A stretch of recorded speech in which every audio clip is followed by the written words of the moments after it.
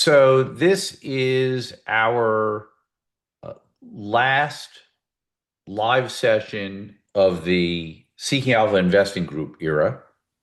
Just so everybody knows, we come back here next week, no different. The only difference is there won't be a Seeking Alpha investing group called Sun Garden Investors Club that will disband, I guess, what, 2 more days from now, 3 days. Uh, so one of the things that has been brought to my attention, by Dana, who really is the administrator and ops manager here, as she was for all those years that we were running an investment advisory firm. Said we've kind of had this limbo month here where if you're already with us as a premium member on Substack, $600 a year, then you are all set, and you should already have obviously full access to ETF yourself. As you see here, the Substack site where all the writing is. You should also have access to ROAR.PiTrade.com, and it shouldn't be asking you to subscribe or upgrade or whatever. That's the package. And that is the package moving forward, other than $150 a year just, for the writing. I bring that up because we know that Seeking Alpha has, I think, alerted everybody who was in that program with us, and sounds like they're processing the refunds very, very quickly, probably within a few days. I guess our main concern is we don't want people to have their service cut off because they're kind of still in the Seeking Alpha thing. I mean, I'm going to be doing plenty of writing in Seeking Alpha, and as you can tell, and I'm pleased to say that I seem to have hit a lot of really good notes recently, including one that came out this morning all about the 10 ETF portfolio. And obviously, anybody who wants to see what we're doing at Seeking Alpha, and if you're not a Seeking Alpha subscriber, if enough people ask us about that, it's very easy for us to take the essence of those articles and republish them in a different form. There's things we can do and things we can't. But if there's anything, when you see a headline on there or something like that, and say, "Oh, I'd like more about that," we always link you to it on the Sunday edition. But we want to make sure that whatever it is that's coming out of Sun Garden gets in the hands of everybody who is in some way, shape, or form a paying subscriber of Sun Garden. So anyway, so let's sum it up. Okay, if you're already with us at if you'd already signed up at the $600 level premium on Substack, you're already getting all this. There's really no change for you that I can think of. Dan will correct me if I'm wrong, but I think we're good. That was, you signed up through ETF yourself. The premium version of ETF yourself, the $600, is no longer, because we combined it with everything that we're doing at ROAR.PiTrade.com. That package together is also $600. It's the same thing. So, and then obviously, $150 a year if all you wanted was the writing, but for an extra $450 a year, of course, you're getting everything else, including sort of first dibs on what we're doing here, more direct access, etc. And I think hopefully it's apparent, especially in today's issue of the Weekly Roar, which affectionately I titled "Rammed by a Bus." Hopefully you'll understand why. Play on words, not graphic imagery. Hopefully, so we are set up with that. If you're in the Seeking Alpha investing group, you do have to take some action in order to continue with us. The action we hope you will take is to click on many of the links that we've been sending out, I'm pretty sure including today, It's going to bring you to the ROAR site, ROAR.PiTrade.com, where you click and you're going to get signed up for $600 a year for the whole package. And then as soon as you're signed up from there, Dana gets a note here. Hey, make sure this person has access to ETF yourself, which a lot of you already do. So the package is $600. And I mention that, and I'll mention it probably every week and through a little bit of nudging through some of the writing for the next month. And the reason is the whole purpose for us having the package set up at, dare I say, an obnoxiously low price of $600. Quick history. What we did a few years ago on Substack, and many of you are still with us, thank you. It was like $300 a month. A month. We went to Seeking Alpha. It was $1,500 a month. It was knocked down to $10.99. It's the nature of the industry now. $10.99, and now we've basically moved people from paying $10.99 or more over to something where they're paying $600 one time, covers you for 12 months. At the end of May or first day of June, whatever, that 600 is going to be 1,000. It's already on the site, and so that discount there is not just a sort of fancy fake hook there. Okay, it's so the people that are already with us or have at least become familiar with us, with people who have come out and come back in, et cetera. If you know what we do and you like the work and you think it's $600 a year is good value, which we think it's extraordinary good value, then the sooner you sign up, the sooner you are getting the information, because no Seeking Alpha group anymore. ETF yourself basically is the writing only. The package for $600 a year is what you get. And I know some of you, this is repetitive because I think probably half of you have signed up. But for the others and for the people listening to this on the recording, in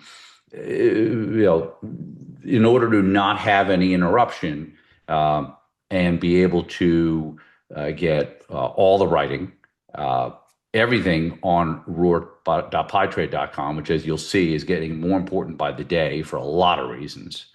This has become a portfolio building service where we're helping you to be your own best portfolio manager. And I think every week, trying to make it easier and easier and easier for people to do that. That is our business. The the other part of it is, of course, the live session. And frankly, I mean, whatever somebody needs from us that we can help with, we've done little special projects, look this up, whatever. What do you think of this? Whatever. We're an open book as long as it's not personalized advice. And we, again, it's been a busy month, for a lot of this, not to mention the markets. And but fairly soon, I think we will probably come along with something that answers the question. Okay, I'm paying $600 a year. A month from now, it'll be 1,000 a year if you're not signed up now. In the next month, the question we get sometimes is, well, is there anything else?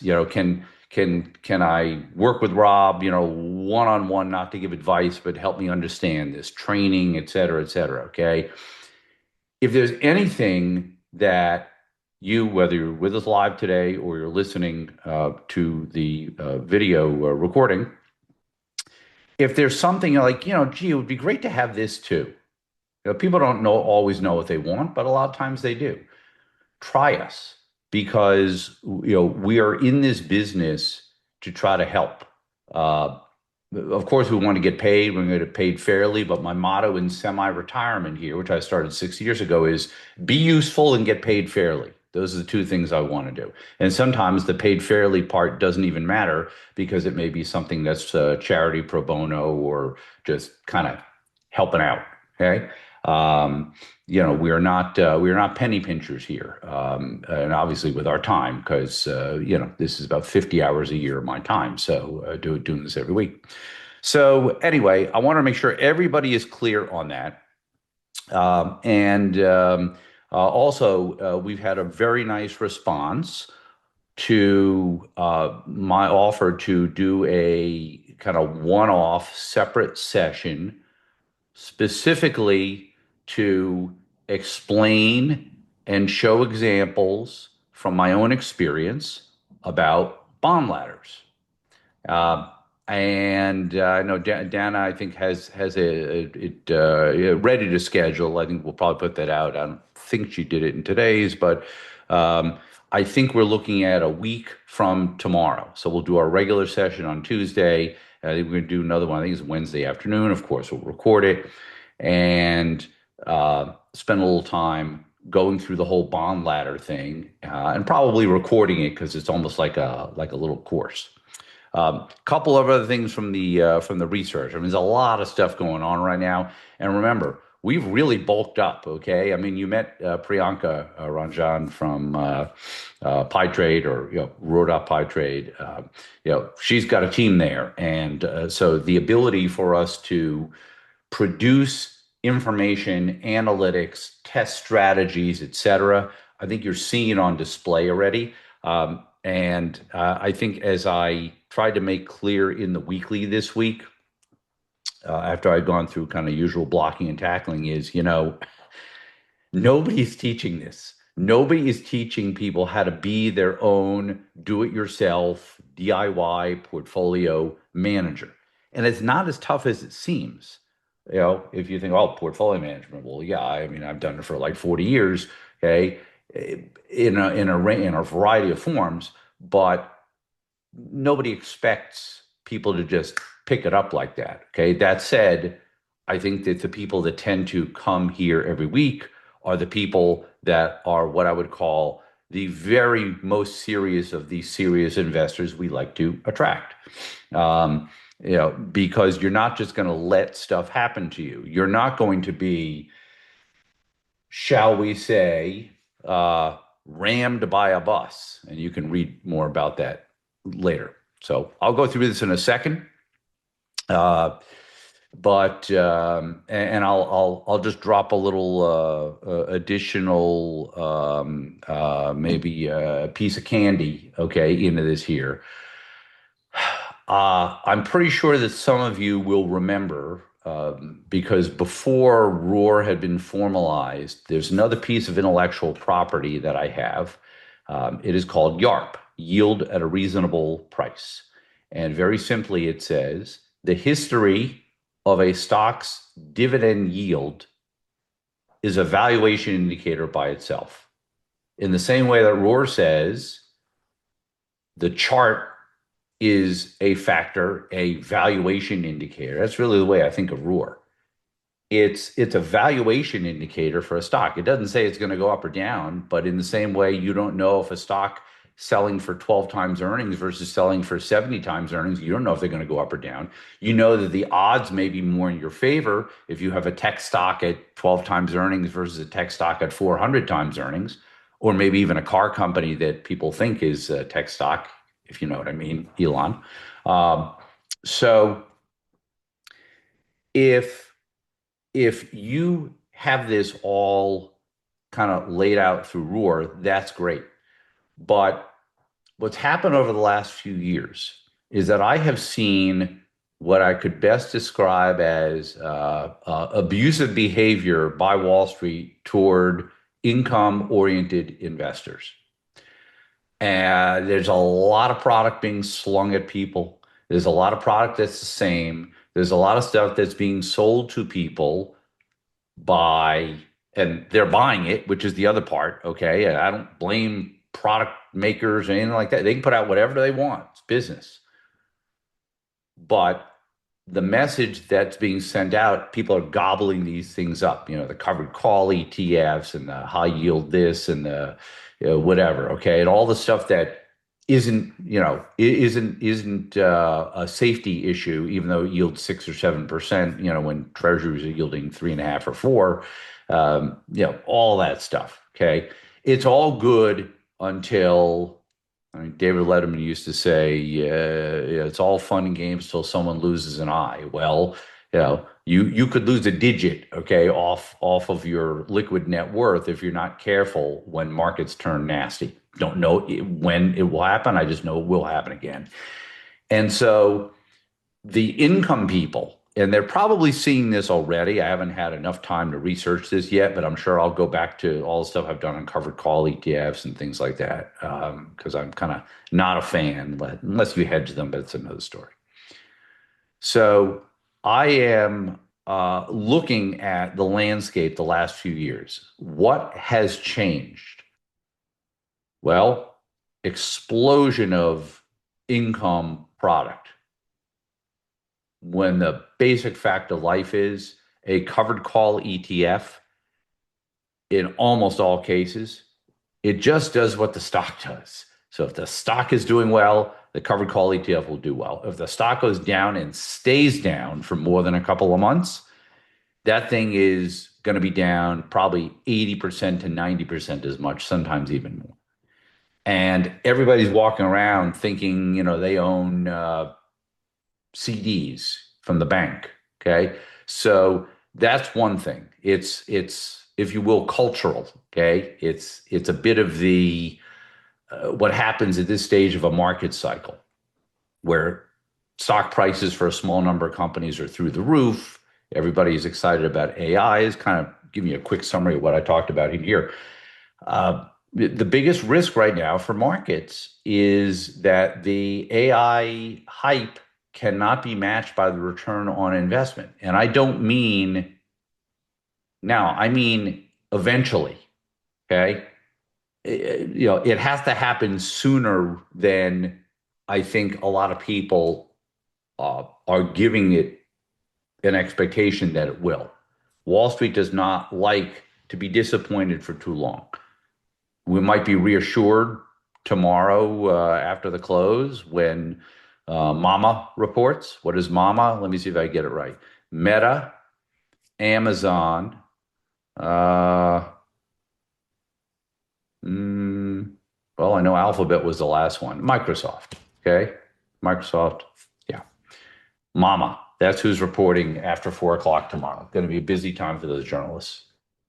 And then Apple after the close on Thursday. So we'll get a lot. We'll get a lot. And but my emphasis here is for a few years now, a lot of product glut toward income. And I'm sitting back here and saying, does anybody notice that 10 to 20 year US Treasuries are yielding about the highest they have in 20 years?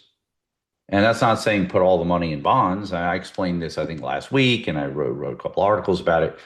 That bond ladder is a great base. And it got me thinking, what else could I do in addition to all the stuff we're doing with ROAR, but also thinking about how at some point it's going to be more than an AI trade of a market. And then I thought back and I said, maybe if I can make the case first to myself, then I'll put it out there for you to see if you can make the case for yourself. I'm starting to recall a lot of the stocks that have gone nowhere for 4 or 5 years, sometimes longer, have decent dividend payments. And that is what YARP is about. It's like saying, hey, if historically the stock trades between a 2% yield and a 5% yield, and it's closer to a 5% yield, maybe it's getting cheap. But then you need a price catalyst. When I did YARP a few years ago, and we have a trademark for this, by the way, built it with my son. That's the story of some of you maybe may know this when he was interning with me. I said, go and take the summer and figure out all places your dad has blanked up, okay, in picking stocks over the last 10 years at the time. And he came back and together we worked on it and poof, I guess that's why he's a CFA now. Because we figured out that there was this valuation indicator for dividend stocks, which we called yield at a reasonable price, or YARP. The problem is, if it's cheap, the dividend's cheap, it trades between a 2 and 5% yield, cash yield, dividend yield, at 5%, it might be pretty cheap. But what if the stock price is in a secular decline? Well, then you're buying a 5% on the way to 6 or 7 or 8%, and maybe it's just a busted stock. We didn't have ROAR back then. So we had no way to figure out. I mean, I could look at the charts, but it was a lot of work. So it only makes sense now that from a research standpoint, a research firm, that we're going to look at a way to bring back the YARP approach and blend it in with ROAR so that if you want to look at a stock or ETF, put a portfolio together based on technical analysis, it's a ROAR score. My chart reading over the years, that's what it is, but automated, and build portfolios around it. We'll teach you how to do that. Great. But if you're all saying, whether I have a bond ladder or I don't have a bond ladder, if I'd like to have a part of my portfolio that's a little more dedicated to dividend income, I'm not the biggest fan of dividend ETFs because they take too much price risk. Well, if we have a way to reduce the price risk using the ROAR mechanism, and if we can use the other intellectual property, the OG, if you will, the original gangster of Rob's intellectual property, YARP, well, then we have a really nice combination. And oh, by the way, I know really good programmers because those are the folks that I work with at PiTrade.com to put together what we've already done. So to the extent that you are saying, gee, I like the whole approach here, the reading, the writing, and the analytics and whatever, and create the portfolio for myself. If you like all that, you're saying, gee, I wish I had some income angle too, not just the bond ladder approach, from my desk to you. We're working on it, and we're going to work on it quickly. And I'm going to start writing about it very soon. And I think that may just complete the picture because, again, it's all part of, yes, you can copy off my paper all you want. Okay, that's what some of those model portfolios for. You pay $600 a year, you literally can see what's going on in all those portfolios, and for free, you can have them copy traded. So pretty good deal. But to the extent you want to do some of it more on your own, we're just going to round out the tool set, I think, with YARP. Okay.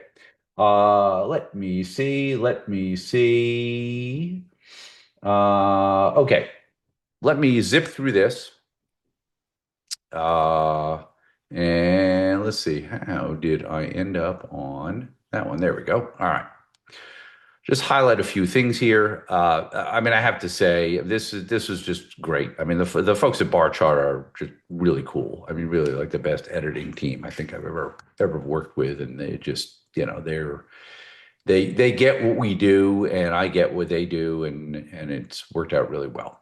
Again, most people aren't risk managers. Okay, I made clear here, I guess probably in the post paywall portion, that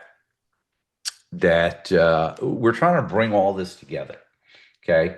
Because there's going to come a point in this market cycle, I don't know when, where all of a sudden, what's going to hit the fan. And it's not going to be for a couple of days or a couple of weeks or a couple of months. It's going to be more secular. I don't know when it's going to be, but every other market cycle in history has played out that way. And there's a lot of signs. I talk about .com bubble in here quite a bit. You can see it in the Rambus chart. But look, I would look at this and forget about the ticker is, okay? If I were new to the stock market, I would say, wait a minute. The market always goes up over time, right? So you're telling me that if I had bought this thing here at the height of the FOMO back in 2000, that I would have paid $120 a share, and I would have just gotten a break even 25 years later. I mean, Cisco and Intel went through this too. They're doing pretty well now, but it's kind of like, how many people waited around? Okay. Markets are more cyclical. They're going to gyrate a lot more than they do. And you don't want to end up down here with the exclamation points. Okay. So just because this is happening to companies that, let's say, the typical investor hasn't heard of, this is not a small company. Okay. But this becomes a much bigger, more viral thing. And one of the things that concerns me just in is some of the conversations I've had, some of the things I've observed, a lot of the stuff I see on socials right now, uh, it's never going to be exactly the same. Okay. But I've already managed money through two episodes of 50% drawdown in the S&P. And the first one, the NASDAQ was similar. The second one, the NASDAQ was similar. The first one, the Qs were down 83% in 2.5 years. Seems impossible, and maybe it is from here, but it doesn't have to be an 8 in front of the 3. It could be a 3, a 4, a 5, a 6, or a 7 before the 3. Uh, and remember, markets are driven these days by liquidity, confidence, probably could name 10 other things, dot, dot, dot, and fundamentals. I truly believe that. And so it might be Rambus today, but I'm always on the lookout for this. And so what I think we are all focusing on here is, I'm not telling you have to shrink your ROPO, your range of possible outcomes, like I do, where I say, okay, I don't want to lose more than 5%, let's say in a 12-month period, almost like ever. Okay. I mean, it might happen a little occasionally, but a calendar year, 5%, that's about it for me. Okay. And I can manage to that for myself. That's where the ladder comes in, all that. Okay. But there's a lot of misinformation floating around out there. I think it's become so pervasive that it's kind of unfair to the do-it-yourself investor. They cannot tell the real from the hype, or I should say the help from the hype. So that's why we're really taking on more of what I've truly done over my career, which is manage portfolios, but it's a matter of structure, organization, process, okay? Position sizing, which we talked about a lot. And I actually put a definition here that I think anybody can understand. I want to own something at all times, but not the same amount at all times. That's how I summarize that. Okay. So let me walk you through this. I was going to do this on the screen, but I think I'll save that in case anybody has any questions, and we'll probably do a lot of this drilling down. I don't mind telling you, okay? I mean, this week's issue, and very often, there's not going to be a lot of stock picks in there. You know why? Because a lot of stocks just move up and down together. And the ETFs, I mean, I'm trying to figure out how many stocks in ETFs really, really, really matter more than occasionally. Okay. Anytime earnings come up 4 times a year for a few days at a time, every stock is up for grabs. Okay. And some will outperform others. But as you start to look at things over time, and this is what happens when you study ETFs as much as I have, they're all just different beta versions of each other.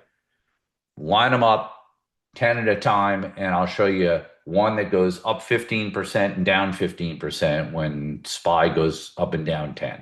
And I'll show you another one that's 8 and 8. What you don't find usually is market goes up 10 and down 10, and you go up 15 and you go down 5. Okay. And that's a hard one to pull off, admittedly. But what I'm trying to do with this whole build your own portfolio concept is to explain to people how to understand how there are up cycles and down cycles. You want to really clamp down on the down cycles and get your fair share as much as you can of the ups. That has always been the way I've approached it since the 1990s, when I was in the middle of the dot-com bubble, managing people's money, and I only had a few years of experience, bored with their lessons learned. So, and I spent the rest of my career basically being that risk management guy. So, and look, you could say it took about 30 years for me to be able to do this in like a matter of seconds. And you can read it, but I'm just going to breeze through it here because this is the type of thing that I would like everybody to be able to do as they wish on their own, so much so that I'm putting a guidebook together, which is going to try to make it super simple to the point where you can literally just answer a bunch of questions and it will tell you what to do. It won't tell you what to buy and sell, okay? But it will tell you what you are buying and selling. Because again, the point here is not to say, everybody should like XYZ. I like XYZ. We're not talking about how much you're going to own. We're not going to talk about how long you're owning it. Is it really a fit for you? Remember, I was a fiduciary for 27 years. And, Dana was right there with me. Uh, so, we take this very seriously, not trying to project how I invest down to a T onto everybody out there. Okay. And the best way I think to understand that is, by putting it out there so that you can copy off my paper.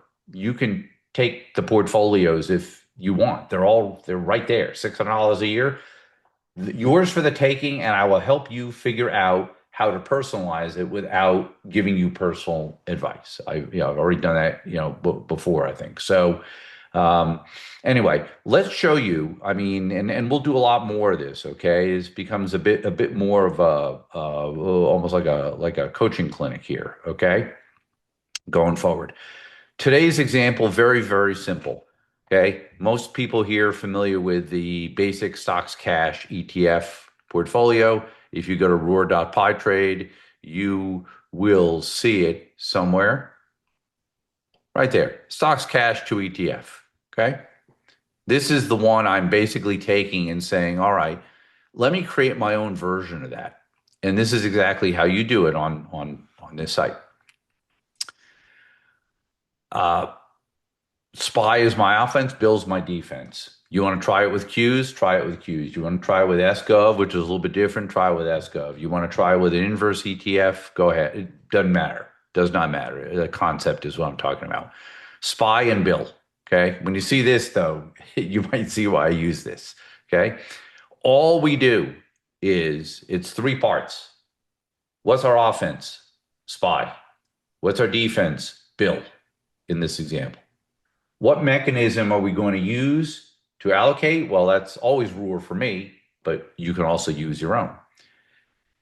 And really the fourth question is, what limits are we going to put on it? Okay. The normal SPY bill that you are all used to seeing me write about and now see it on the site every day.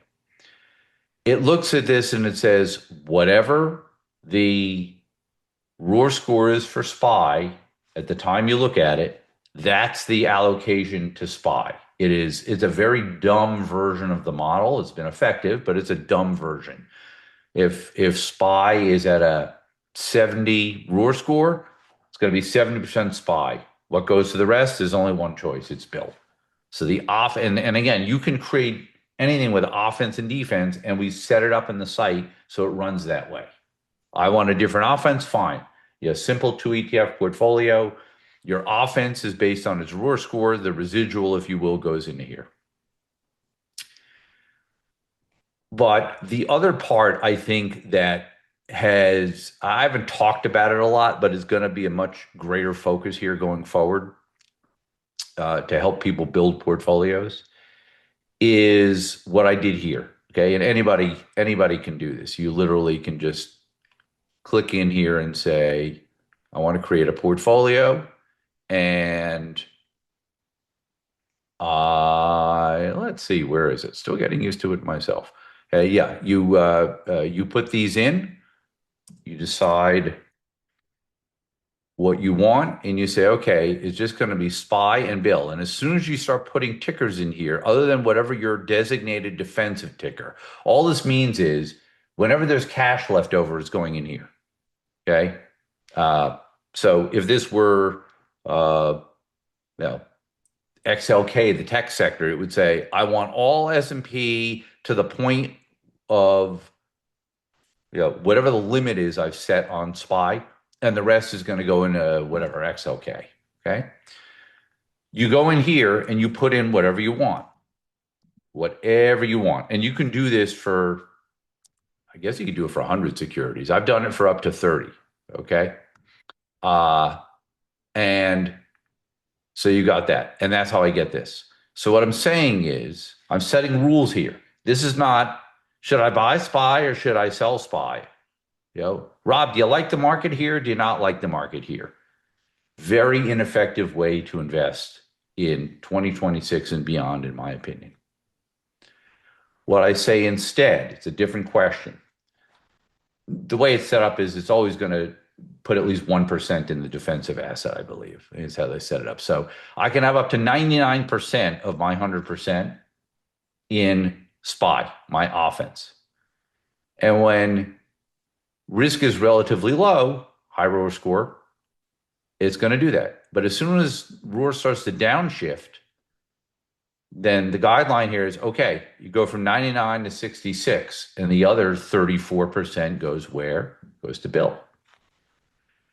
Well, what if the market's getting really rough? It's in that red zone, okay?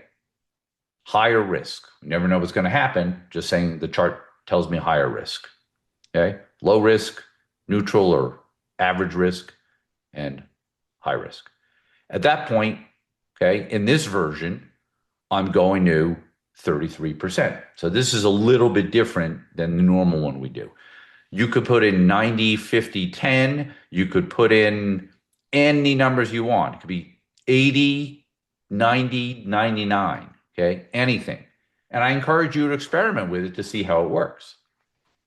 Because as soon as you do that, all we've done here, just to recap, okay? When the risk is low or lower, I want to be 99% in SPY. When it's higher, I want to be 33. When it's in between, I want 66. The rest goes to cash. Stock's cash. That's all it is. And I compared it to a 60-40 portfolio. I don't mind telling you, I think that this might be the biggest threat to the viability of the traditional 60-40 approach, which only has some number of trillions of dollars in it. Individuals, institutions, 401ks, et cetera. I mean, I put this together in seconds. I ran it back to the beginning of the pandemic, because before that, it was a different world, investing-wise and I guess otherwise. And you can see here, okay, the blue line is the portfolio. All I did was this. Couldn't be simpler. And AOR is 60-40. It's the iShares 60-40 ETF, basically. Okay, and don't worry, I'll be running this on plenty of stuff. And you can see, I mean, it's been in the lead the entire time. Okay, it's hard to tell here because the graph's not that well defined, but you can see, hey, it was a little bit better prepared in 2020 when things fell through the floor. Again, this is all based on the way I managed money for all those years. I would always avoid big loss, sometimes better than others, but markets do not hang a minus 30 or minus 40 on me, and I'm always willing to give up some upside. You may look at this and say, no, for this part of my portfolio, that's not what I want, or I want this as a core, and I want to build something really aggressive around it. You can see some of the other stuff. We literally have a model called Go Big or Go Home. Okay. We also have one called Pop Stocks 10, and we have one for the Dow. There's plenty of growth strategies out there, and you can either copy them directly, you can copy them and monitor them yourself, or you can use them as a research reference. And to me, the best value that people get out of everything we've created on the ROAR site is not what's the ROAR score for this stock right now. That's helpful. It's probably more fun than, plain old not losing all your money in a bear market. It gets more fun when a bear market hits. But the real power of using ROAR and using that site, and why we package this together, and why we are making sure that the people who already know about it before there is a marketing blitz that those guys will probably, put together on the other side of this. I don't know what month or whatever, but one will come. And all of a sudden, like I said, it might get pretty crowded, in this community. So we want the people that already know about it to get in, start using it now, and not pay $1,000 later. Okay. All right. So you can see it did pretty well. I'm just going to go over a couple of these here. I can always answer other questions. I will do a whole session, or probably what I'll do is I'll put in the guidebook what every one of these means. Okay. This to me is almost as important as how you invest. Because if you invest and you have no idea how much risk you're taking or how much bang for the buck you are getting when you take risk, is it paying off? If you don't have that, you got nothing. You know what's going to happen? You're going to get rammed by a bus as soon as one comes along. It just so happens you're standing in the middle of the street and you're not even aware that it's a bus lane. Okay? That's my quick analogy. So anyway, like I said, professional grade stuff. What did this do? This super simple portfolio, which I will put up against literally trillions of dollars of assets. Okay. And if things go crazy in the market, fine, I'll go back to here and I'll change it. It's not very difficult, right? Especially once you learn the hang of it. So actually produced double the return over this period. It helped that the market was not just going straight up. If it goes straight up, I don't know, maybe it'd be a little bit less. I don't know. We can look at that. Same risk. What if I want less risk? Good. I can dial this differently so that I'm not 99%. Okay. Because look, the ROAR's not perfect. Okay. I mean, ROAR score is very high for SPY right now. I mean, if tech earnings stink tomorrow, it may not adjust in time. That's why I say the ROAR scores themselves take you only so far. It's when you start combining things together and creating portfolios, risk managed portfolios or risk aware portfolios, because it doesn't mean they have to be low risk.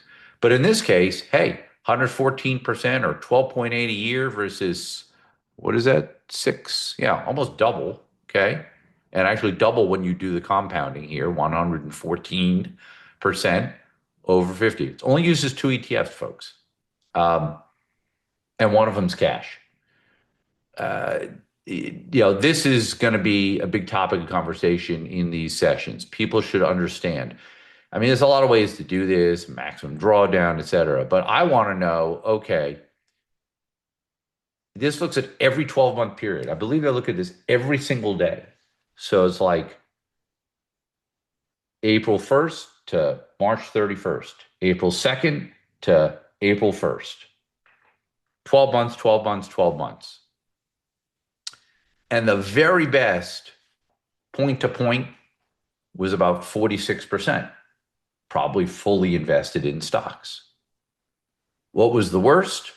Well, got caught with a hand in the cookie jar, a little bit too much SPY exposure temporarily because it adjusts, just doesn't adjust in a day. It might take a few days or a week to really tone down the risk. Okay. But still, down 17 for something I slapped together, not bad, especially when you consider that the maximum drawdown is about 20, more than I want in my portfolio, but it's still better than this. So really, the risk was very similar, and here's standard deviation, which is probably a more straightforward version. If the return is nearly double or double with the compounding, and the standard deviation is fairly close, you have quite a bargain here. And that's what the Sharpe ratio and the Sortino ratio show. Easy to look up. I find it's better if people look it up and then ask questions about it. Okay. And then this is the other. I mean, it's all sitting there right on the site for literally any combination you put together. This is the brilliance of what they have built using my intellectual property. that I think is just so special. And it just opens up our minds to do so much as investors individually, and then getting together like this to go over it. You know, what do they say in corporate America? Let us workshop this. Okay, it's like a workshop. A little bit small here, but I will tell you. Okay, I mean you can see the trailing numbers fine. Again, I just slapped it together. This is like a starting point for me. I can't wait to go. I mean, I literally could end up taking a chunk of my money that I thought was going to go into something more complicated and simply manage a SPY bill. I've talked about this for years. And here's the proof. Okay. 2020 was that crazy year, pandemic, then the market had a wild recovery. All right. I can tell you, I did not do this well. I was nowhere near 20% that year in live. You know, before I had all this at my disposal, I was single digits. Okay, I didn't even beat AOR running money for clients back then because I didn't have a discipline system other than the one I had trained myself. I was good at not losing. I didn't make enough on the upswings. Okay. This adds a little boldness here. And sure enough, it just about broke even, a couple basis points ahead. 2021 was a continuation and it roared, if you will, up 20, almost 30% versus 11. In 2022, it's about the same. They're both down about the same amount. Okay. Again, I wouldn't take that much risk and I would have something in there to hedge bonds. That's what the 10 ETF, the ROAR 10 ETF is very similar to this, except it accounts for more issues. What if commodities rally and equities aren't? What if the VIX spikes because the market's falling quickly? That's why VIXI is in there. What if the S&P is not as good as rotating or allocating amongst DIA for the Dow and QQQ for the NASDAQ 100? That's in there. Okay. What if small caps rule entirely? Okay. They've had a good start to this year. IWC is in there. It's the smallest of the small caps, a beta play, if you will. So that's why it's all the same thing. It's just a matter of how complex you want to make it. And it doesn't have to get complex at all. But I should say, how super simple do you want to make it, or you just want to make it plain old simple? And how much do you want to build yourself right now versus copying off my paper or saying, I'm going to copy off Rob's paper, but I'm still going to think about it myself, and then I'm going to come up with my own answers anyway. All are available. That's what we have built here. And I mean, look, I've been around the block in this industry. I can't find anything like this. I mean, if I'm asking AI, is there anything like this? And it can't find it. It's stuff that maybe sounds like it on the surface, but not at this level of control for the do-it-yourself investor, and not with the ability to workshop it, as I said, and get coached on it. So anyway, to continue, this 2023, really good year for the portfolio, beat AOR, crushed it in 2024, up 19 versus 8.5. 2025, fair fight, about 15 each, still very good returns, slightly behind year to date. And again, like this is not even, I just put this together because I didn't have that much time. Imagine if you actually put some time into it, whether it's using SPY and bill or anything else. Now, okay, as they say in court, I rest my case. Investing does not have to be that complicated. And when you boil it down to what's the process here? And this is what I'm writing up for y'all, okay? The first thing is, what are my weapons, offense and defense? Okay. What mechanism am I going to use to rotate through them? Well, for me, it's the ROAR score.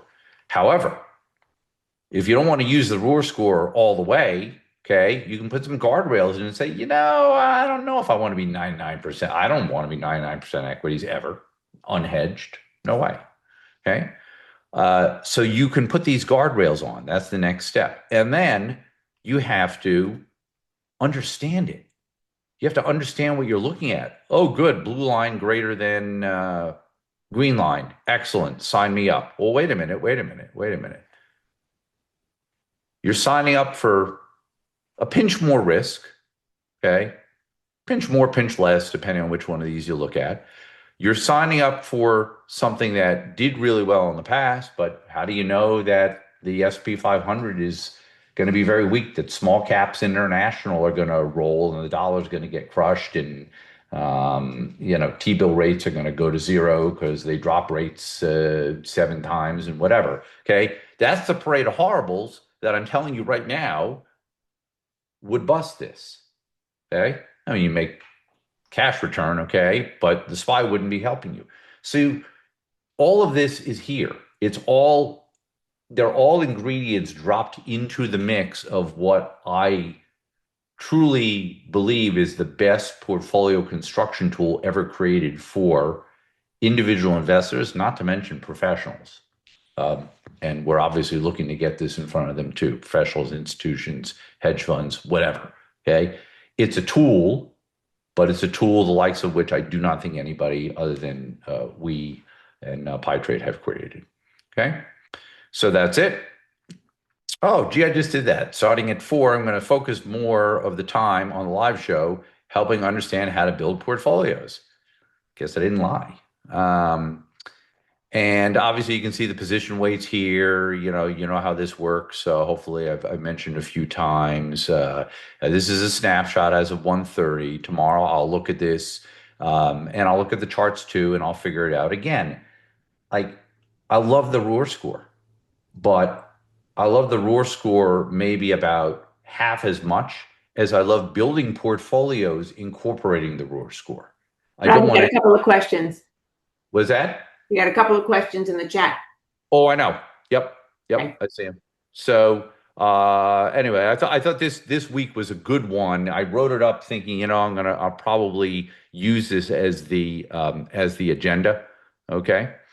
And so this is what I just summed up here. Okay. I don't focus that much time on using ROAR as a pick system. I know everybody wants to do that, but we've had so many questions, not from here, but from the outside. People see this. I write about it Seeking Alpha. I write about it elsewhere. I'm in discussion groups, whatever it is. And everybody wants to be like, oh, so what does ROAR think of this right now? It's like,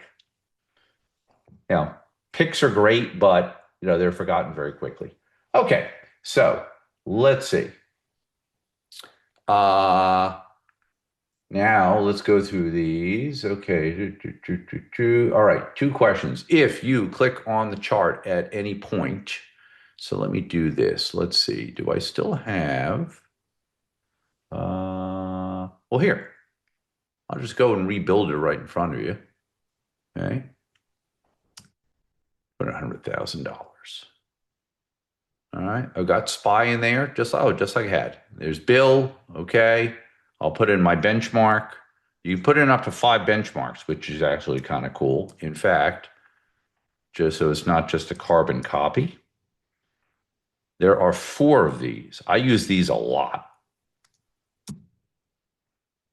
because I don't think people think enough the way we used to think as advisors. Okay. This is a 60-40 stock bond. That's 30-70 conservative. That's 40-60 moderate, and that's aggressive, 80 stocks, 20 in bonds. There you go. Okay. Beat all of them. Now, to your question. If you click on the chart, will it tell you what the split was between the ETFs? Not here, but click. Download.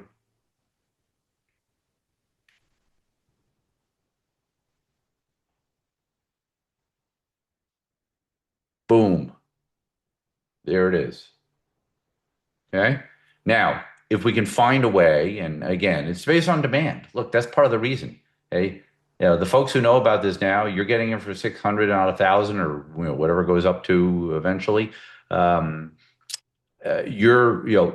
of this is, we'd love to have your feedback because, I guess what I would say is be selfish. Okay. You're going to have, I would say, a solid month. And certainly after that, but the early adopters of this are going to ask all the questions when we're waiting to hear what people think of it, including like, how do we tell more people about this, which is always the biggest challenge because we're not marketing people, we're investment people. Okay. So there you go. All right, let's see. Next question. So I hope that's good there. And by the way, if you do this, I mean, I can show you with some of the other portfolios. In fact, let me do that because why shouldn't we show this off? Okay. So here's the Dow. Okay. And this is automated. I mean, it's all there. Okay. And it takes a minute. All right. Okay. Fine. I mean, this is one. Uh, I've been a little short on time, as you can imagine, lately, but I'm putting some of my own money in this, okay? And I'm just going to let it go. I'm just going to automate. Just let it go. Because honestly, remember the other thing to think about, okay? Look, I'm not the most trusting as an investor because I've built this stuff for 40 years, but I look at this and I say, oh, wait a minute. You know what? I don't know if I want 5% in Apple right now. Boeing? I don't know about Boeing. Whatever. I'm just using examples. No, I want more in CRM. So big deal. I'll put a chunk of money in this and let it automate, but I can see the positions all the time. So even while it's automated, if I want to take other money, because not all my money's going this, and I say, think I want a little CRM. I think those software stocks are due for a big comeback. Or I don't want to buy CRM shares. I want to buy a call option on it. I want to take big shot with a little bit of money. Okay. So any portfolio you build, remember that. Any portfolio you build, we build together, whatever. It can be a base for something else. Okay. I mean, my SPY bill portfolio for years that I've maintained, I have that, but I have another account where all I do is buy put and call options on the SPY. So I haven't put them together because I want to kind of have style purity, if you will, the ETFs in one and the options in the other. But none of these are 100% of your money, I am assuming. Okay, ROAR 10 is designed to be a core portfolio, but 100%, it probably won't be that case very often. So here, if you do this, just like I did again, okay, ta-da! What are you looking at? You are looking at the full daily history of all 30 stocks and the cash allocation. In fact, I'm curious here. This is what we'll do. We'll start playing around. When was the cash allocation the highest? Okay. So let's see here. Wipe those out. Let's hide those. Okay. Because again, the way this works, remember what I said before, the allocation to cash is a residual. If there's not enough stock allocation to go around, because all the stocks look terrible, then here you go. Okay, the rest goes into cash. You may recall that this was a pretty nasty period of time. Okay. And look, it's going to stay a little long. Okay. But here, let me see. Can I do this? Let's see. Okay. See, it's fairly low right now because ROAR hasn't really, fully adjusted yet. We're still in a market that, goes up and down like a yo-yo. Okay. Just try to see if I can find it. Probably better for another time. But my point is I'll do my best to improve doing stuff on the fly. Oh, you can see one here. Okay. I mean the market was starting to get pretty nasty here, and it looks like the cash position, at least temporarily, reacted and increased a little bit. So it's moving in the right direction to be preservation first, because the whole ROAR score that drives this is built on the idea that, as an example, okay, one thing to remember about ROAR is that the more something goes up, the more it's going to get punished. And the faster it goes up, the more it's going to get punished. And the same on the downside. Why? Because law of gravity, and because buy the dips is a part of the investing market culture now. So automatically, if you said to me, I won't tell you anything other than the fact that It's two stocks. One of them is up 100% in the past year. The other one is down 50% in the past year. Me, I'm going to study the down 50 first because I don't think trees can grow to the sky, as they say. All right. So I'm just giving you this discussion so you can see how we integrate in it. All right. Let me see. Let me see. Ah, okay. Good. This is what we want, Bob. This is cool. Beginning to understand ROAR and the 10 ETF strategy. Yeah. I mean, we've been, what do they say, breathing through a fire hose, lately. Okay, trying to get all this stuff in order and untangling ourselves from the investing group, so we could really focus on, let's say, our true biggest callings around here. Here, this is where I want to go. So. Let me see. Yeah, I mean that's what ROAR 10 ETF is about, and that's why pound for pound, it might be the best one unless you're trying to make the most amount of money. I mean, look back. I was last week here. I guess I do want to go here. Yeah, there. If you go here, where is the one? Uh, Let's see. Is this it? Whichever one I did in the last week. Here we go. Okay. If you have not seen this, that's right. It wasn't a daily post. It was, I think, a week ago Monday. Okay. Could do a whole session on this, and maybe I will in some form with bigger numbers to see. But, okay, this is what it's all about. This plus however other many ones we want to start. I got a few ideas for other portfolios that could come in here. Haven't even contemplated how we get the YARP stuff going here, but we can do anything. We can build anything. That's what they made me realize at the beginning, the engineers. It was like, they're like, Rob, we use AWS, Amazon Web Services. We can build things at a fraction of the speed that the biggest companies in the fintech space built 10 years ago. I know this because I work with a lot of places, not to name names, that are built on very old legacy engineering for their websites, for their financial websites. This is like brand spanking new, all the latest and greatest. And they do this stuff in like minutes to hours and maybe days. So I cannot tell you just how big a juggernaut it is to have that behind me. I've never had it before. Okay, let's see.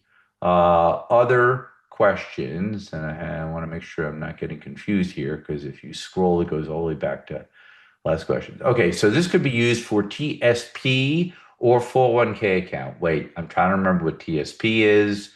To the teachers something plan? No, something plan. I know, a retirement plan. Okay, or 401k account. I know what that is. So absolutely up to Federal Thrift Savings Plan. Thank you, thank you. Um, the only limitation, not on our end, the limitation's on their end. If they say you can only make one change in your allocation every 90 days, it used to be that way. I got to study up on this again because you want to talk about a huge market. We just don't know how to get into it. I mean, let me play marketing guy for a minute, okay? Bane of our existence is we built all this really good stuff. You can see it works. And now we're like, okay, how do we get what I just presented to you in front of people that can use it? Yes, individuals one at a time, but what about entire organizations that allocate assets? I mean, we're not even, and it's not even, look, these strategies, I mean, the ROAR is proprietary, but that's it. I mean, I'm just using everybody else's ETFs and any stocks. So if you have something as simple as this, I mean, look, what I'd love to be able to do is this is simple enough, stocks, cash. I want to introduce this one. I know a lot of places will say, oh, you're using the VIX, it's crazy or whatever. Yeah. Well, the VIX is never going to be more than, I don't know, maybe 5% of this thing. But what difference it can make in a down market? Stocks and cash only get you so far. Stocks, cash, and an emergency hedge, It's like adding a put option. I mean, it's tremendous. So anyway, we can keep it as simple or complex as any platform, if you will, wants. But absolutely, this is totally built for that because it's so simple. And uh, I will look forward one day to, probably not by myself, who gets that big, but being part of a team that actually helps educate people on how to use this. This is very different than looking at your 401k plan and saying, I guess I'll pick the one that has the highest number for the past 5 years because that's kind of what they've told me to do because that's all I have here. Right? I mean, that's how everybody invests in those things. That's how you end up with all this money in the S&P 500, which is great until the S&P 500 starts leaking. Um, and yeah, and then it will be fire in a crowded theater. Okay. I think I have one or two more questions. Let's see. There can be over tinkering with position sizing. Is that how you came up with once a week? Yeah, no, you can ask many questions you want. I mean, if not today, we got chat. We got, yeah, that's the other thing. No seeking alpha, no seeking alpha chat. I mean, my articles and people can DM me, but the chat has moved over to Substack. So yeah, the position side, and again, I try to give you blanket coverage today. I mean, yeah, as you can tell, okay, and we'll try to keep these meetings a bit shorter going forward, where I will maybe give a quick market overview, show you a couple things on the ROAR site that are interesting to me, maybe a chart or two, and I'll cover that, and that's going to be like at most 10 minutes. And then I will mark probably another 5 to 10 minutes, and I will teach something on how to build your own portfolio. I might do it methodically a little bit every week and just keep adding to it, almost like a mini course for a little while, okay, for the early adopters like you. But I think that's how we'll roll with this, and that way everybody can learn in a personalized manner. That's the idea, right? Okay. If we thought that everybody just wanted to drop all their money into the 10 ETF portfolio, PiTrade's an RIA. You could put a low cost fee on it and say, here, we'll run the money as a 10 ETF portfolio. I'm not a fiduciary, so I'm providing the model and they do the trading. I mean, it's already set up that way. But I'm saying if that were the whole business, if everybody was like, no, we just want you to do it, fine. Tell us that. We get enough people and we'll do that. We won't stop offering anything else, but just kind of speaking out loud about that. I mean, that's the other thing you can do when you're set up the way at least they are. And me as a model researcher and model delivery mechanism. I mean, I used to do this back when I was an advisor. I also used to provide my main model, which is sort of a much older version of what this is and how it works. I used to provide it to other platforms. We had, I don't know, 9 or 10 different advisory firms at some point that were just like, Rob delivered the signals. They do with it whatever they wanted, and they paid us a fee. I mean, so it's whatever people want to be able to use what we built here, and what I built over 40 something years of doing this.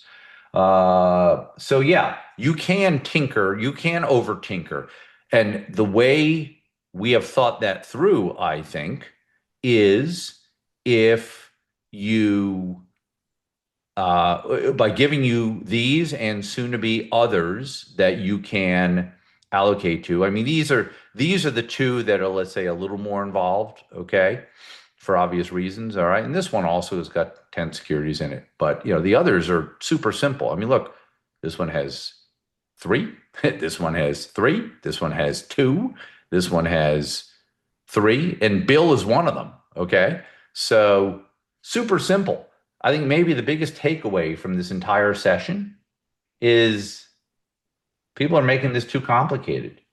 And then there's the other people who are charging a lot of money for something that simply with some of the intellectual property here can be delivered fraction of the cost and with the at least the expectation based on what's happened in the past that the results are going to be competitive.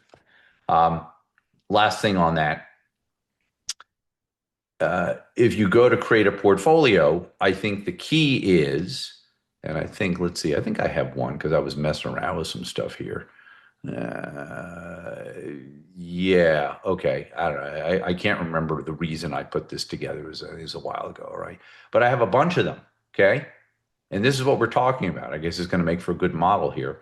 Okay. You see, I just started throwing numbers. Oh, okay. The VIX will be 2 at the minimum and 5 as a neutral and 10. I mean, that's a lot. Okay. This will make you money in a down market. Okay. If you've got 10 in the VIXy and the market spikes, I had hard to, well, whatever. Okay. Yeah. Actually, I think what I'm kind of tooling around here with like a dedicated short thing. Okay. But the reason I'm showing this to you is, you see this? Min, neutral, max. Okay. You can get as wonky as you want. All right. And I would not simply say, oh, it back tested better. Okay. Part of what I expect to do in the coming weeks and in writing is to give you, let's call it my best practices. Okay. So in this example, it's actually a pretty good example.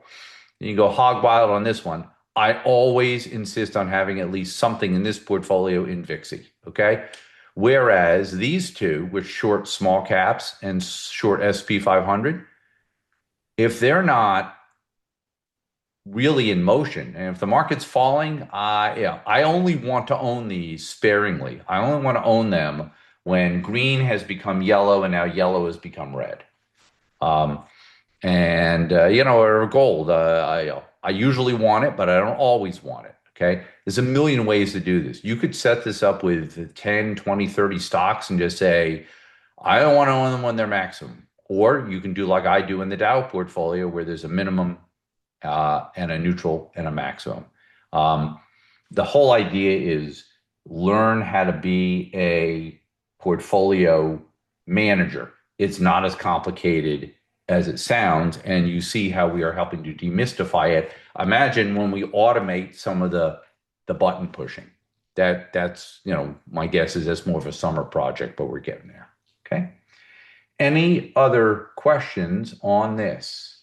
I think hopefully I saw some light bulbs go off there. Hey, wait a minute. That's what was behind all this gobbledygook.